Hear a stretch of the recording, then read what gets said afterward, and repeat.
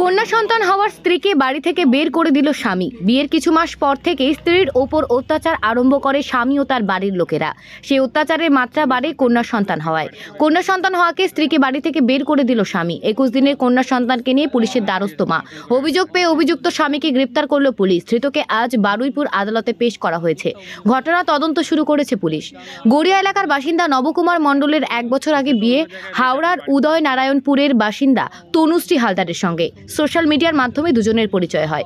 বেশ কিছুদিন প্রেমের সম্পর্ক থাকার পর বিষয়টি বাড়িতে জানাজানি হয়। তারপর পরিবার থেকেই তাদের দুজনের বিয়ে দেওয়া হয়। বিয়ের কিছুদিন পর থেকে স্ত্রীর ওপর অত্যাচার চালাতো অভিযুক্ত ও তার বাবা মা। 2 লক্ষ টাকা পণও নেই বলে অভিযোগ। বিষয়টি দুই পরিবার ও প্রতিবেশী নিয়ে কয়েকবার মীমাংসাও করা হয়, কিন্তু কন্যা সন্তান হওয়ার পর তনুশ্রীকে আর বাড়িতে ঢুকতে দেওয়া হয়নি। অভিযুক্তের দাবি তাকে ষড়যন্ত্র করে ফাঁসানো হয়েছে। আপনার নাম নবকুমার? হ্যাঁ।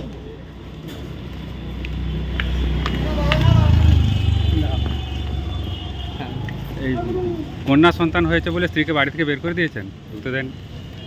আপনাকে এই নিউজটা কে দিয়েছে? আপনার স্ত্রী এসে তো কমপ্লেন করে গেছে এখানে। কমপ্লেন করেছে, ভুল মিথ্যা অভিযোগ করেছে আমার নামে। সেটা আমি আয়ুষ স্যারকে বলেছি। এতক্ষণ থেকে এখন দোকানে যাওয়া লেগে তো সে তো অন্য জায়গায় রয়েছে, আপনার বাড়িতে তো ঢুকতে পারছে না। না, ও কনস্পিরেসি করছে, ওর সঙ্গে প্রিয় ফ্যামিলি, মা বাবা সবাই জড়িত আছে। এদিকে কেন করছে তোমার বিরুদ্ধে ষড়যন্ত্র? 7 লাখ টাকা চেয়েছে, আমি দিতে পারিনি, তাই কারণে। সন্তান হওয়ার আগে 7 লাখ টাকা চেয়েছে, আমি বলেছিলাম যে তোমার মতো সংসার করার যোগ্য নয়। ওর পরিবার 7 লাখ টাকা চেয়েছে। তুমিও তো পণ নিয়েছো 2 লাখ টাকা, 2.5 লাখ। এটা মিথ্যা অভিযোগ। এর আগেও তো মারধর করেছো প্রেগনেন্সি সব মিথ্যা অভিযোগ।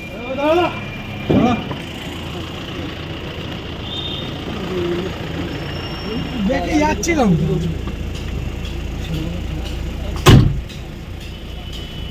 কনস্পিরেসি কত বড় দেখুন, চ্যানেলে কি সব মিডিয়া ফিডিয়া করে এইসব ফালতু জিনিসগুলোতে। চলে যাও, ঠিক আছে। হ্যাঁ ঠিক আছে, আমি তো বুঝে